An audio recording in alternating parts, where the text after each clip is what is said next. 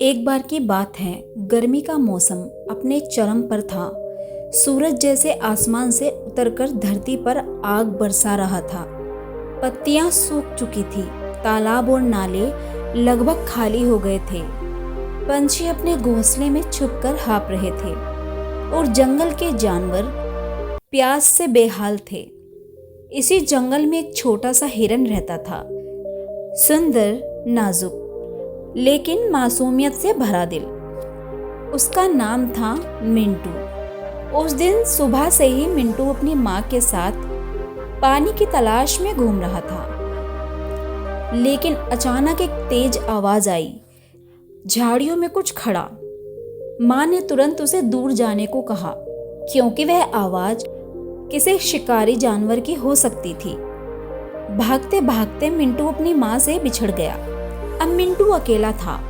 गर्मी, प्यास और डर तीनों ने मिलकर उसकी हालत खराब कर दी थी। उसके गले में जैसे रेत भर गई हो, आंखें धुंधली होने लगी। तभी दूर उसे एक बड़ा सा कुआं नजर आया, पुराना, मजबूत, और उसके किनारे एक लंबा चौड़ा ऊंट खड़ा था। ऊंट की उम्र काफी लग रही थी, सफेद बाल, थकी हुई आंखें, लेकिन चेहरा शांत। मिंटू धीरे धीरे उसके पास गया और कांपती आवाज में बोला, भाई ऊंट, क्या मैं इस कुएं से पानी पी सकता हूँ? मेरी जीभ सूख रही है, मैं और चल नहीं पाऊंगा। ऊंट ने मिंटू की हालत देखी। उसकी आंखों में थोड़ी चिंता दिखाई दी, लेकिन चेहरा गंभीर हो गया। वह बोला, माफ करना छोटे, लेकिन इस कुएं का पानी बहुत गहरा है। यहाँ से पानी पीना तुम्हारे लिए खतरे से खाली नहीं है। मिंटू को समझ नहीं आया। वो सोचने लगा, इतना पानी है, फिर भी यह मुझे क्यों मना कर रहा है? उसे गुस्सा भी आया और दुख भी हुआ। अच्छा, ठीक है, कहकर वह वहां से चला गया। कुछ दूर चलने के बाद मिंटू ने एक छोटा सा गड्ढा देखा। गड्ढे में पानी था।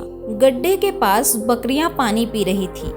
बकरी ने उसे देखते ही कहा, अरे आ जाओ, यह पानी मीठा है और तुम्हारे लिए बिल्कुल सुरक्षित है।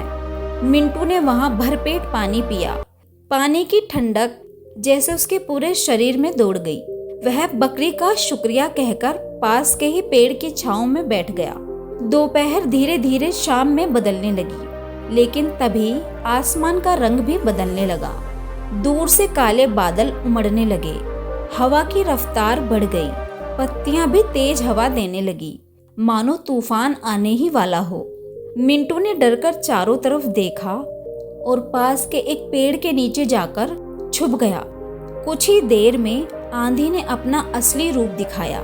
बिजली की चमक, तेज गरज और धूल का तूफान। ऐसे लग रहा था जैसे पूरी धरती कांप रही हो। तभी मिंटू के कानों में एक तेज धमाका हुआ। उसने डरते डरते आवाज की तरफ देखा। वो वही पुराना कुआं था जिसके पास वह सुबह गया था। तूफान की मार से उसकी दीवार का एक बड़ा हिस्सा टूट गया था और पत्थर अंदर की तरफ गिर गया था। अगर मिंटू वहां से पानी पीने की कोशिश करता तो शायद उस वक्त नीचे गिर जाता और कोई उसे बचा भी नहीं पाता। मिंटू के दिल में एक सन्नाटा सा छा गया। उसने तुरंत ऊंट के बारे में सोचा, तो उसने मुझे पानी देने से इनकार मेरी भलाई के लिए ही किया था। कुछ देर बाद तूफान थोड़ा थमा और मिंटू ने देखा तो वह बूढ़ा ऊंट अब भी वहीं खड़ा था। उसके चारों पैर कांप रहे थे, लेकिन चेहरा अब भी शांत था। मिंटू धीरे धीरे उसके पास गया और बोला, भाई ऊंट, माफ करना। मैंने सोचा था कि आप मुझे पानी पिलाना नहीं चाहते, लेकिन अब मुझे समझ आ गया कि आप मेरी जान बचा रहे थे। ऊंट ने हल्की मुस्कान दी और कहा, छोटे, जिंदगी में हारने का मतलब बुरा नहीं होता। कभी कभी हमें सामने वाले की मजबूरी और हालात को भी समझना चाहिए। मैं बूढ़ा हूँ, मैंने कई बार इस कुएं की दीवार टूटते देखी है। मैं नहीं चाहता कि मेरी वजह से तुम्हारी जान खतरे में पड़े। मिंटू की आंखें भर आई। उसने झुककर ऊंट को सलाम किया और मन ही मन सोचा, यह सच है, बिना जाने हमें दूसरों के बारे में गलत नहीं सोचना चाहिए। दोस्तों, इस कहानी से हमें यह सीख मिलती है, जब कोई हमें किसी काम के लिए मना करे तो उसे तुरंत घमंडी या बुरा इंसान मत समझो।